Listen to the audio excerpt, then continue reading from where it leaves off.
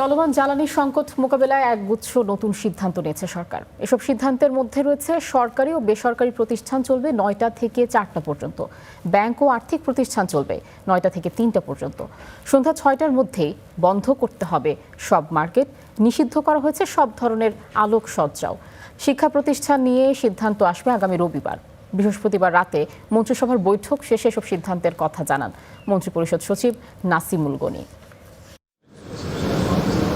প্রধানমন্ত্রী তারেক রহমানের সভাপতিত্বে বৃহস্পতিবার সংসদ সচিবালয়ে অনুষ্ঠিত হয় মন্ত্রিসভার নিয়মিত বৈঠক। রাত ৯টায় শুরু হওয়া এই বৈঠক শেষ হয় রাত 11:30টায়। ২.৫ ঘন্টারও বেশি সময় ধরে চলা এই বৈঠকে চলমান জ্বালানি সংকট মোকাবেলায় সরকারের করণীয় সহ সমসাময়িক নানা ইস্যুতে আলোচনা হয়। পরে বৈঠকের বিস্তারিত তুলে ধরে সাংবাদিকদের সঙ্গে কথা বলেন মন্ত্রিপরিষদ সচিব। এ সময় তিনি জানান, বৈঠকে জ্বালানি সংকট মোকাবেলায় সরকারি ও বেসরকারি প্রতিষ্ঠান ৯টা থেকে ৪টা পর্যন্ত খোলা থাকবে। শিক্ষা প্রতিষ্ঠান নিয়ে সিদ্ধান্ত আসবে আগামী রবিবার। বাণিজ্যিক অফিসগুলো আমরা কমিয়ে নিয়ে আসতেছি ১ ঘন্টা করে, ৯টার থেকে ৪টা পর্যন্ত অফিস চলবে, সকল অফিস। এটা সরকারি বেসরকারি সকল অফিস ৯টার থেকে ৪টা চলবে।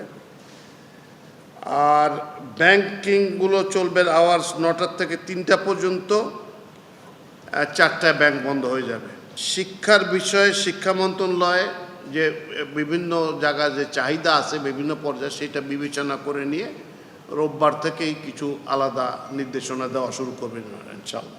কৃচ্ছ্রতা সাধনে আগামী ৩ মাস সরকারি অর্থায়নে সব ধরনের সফর বন্ধ থাকবে বলেও জানান সচিব। অভ্যন্তরীণ প্রশিক্ষণ যেগুলো আছে সেগুলো ৫০% বন্ধ করা হয়েছে, যে ৫০% কমিয়ে নিয়ে আসা হয়েছে।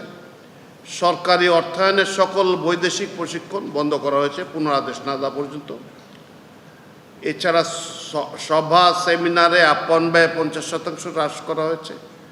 জ্বালানি, বিদ্যুৎ, গ্যাস এই খাতে আমাদের যে ব্যয়টা হতো সরকারের, সেটা আরও ৩০% কমানো হচ্ছে। এ সময় তিনি আরও জানান, সব ধরনের মার্কেট সন্ধ্যা ৬টার মধ্যেই বন্ধ করতে হবে।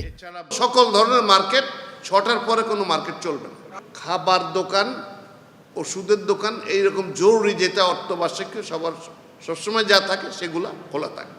তবে জরুরি সেবা প্রতিষ্ঠান আগের নিয়মেই চলবে বলে জানান মন্ত্রিপরিষদ সচিব, যাতে লোডটা কমে।